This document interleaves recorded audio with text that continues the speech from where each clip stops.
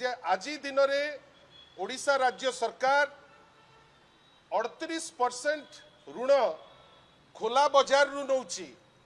ये जो खोला बजार रु जो ऋण नौची से पद्धति उपरे वर्ल्ड बैंक खुशी तो आमर वित्तीय नियंट 1.7 रु 3.5 को पहुंची जोटा FRBM लिमिट यथेष्ट उपरे आसी पहुंची।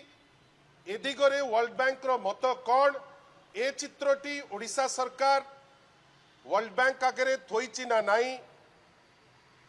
सबुठारु बड़ कथा हला 18 मास भितरे 91,000 कोटी रो लोन करिथिबा राज्य सरकार जेतबेले वर्ल्ड बैंक भेटुची।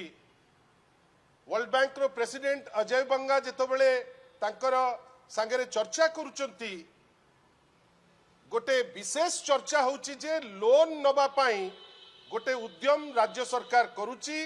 कहीं राज्य सरकार फाइनेंशियल मिसमैनेजमेंट एते बेसी बढ़ी जाइछि जोथि पाई से माने बजेट अर्थरु कम खर्च करूचंती बाहरु ऋण नौचंती ओपन मार्केट रु एवं आज दिन में से बाध्य होचंती World Bank to loan solicit करिबा पाई।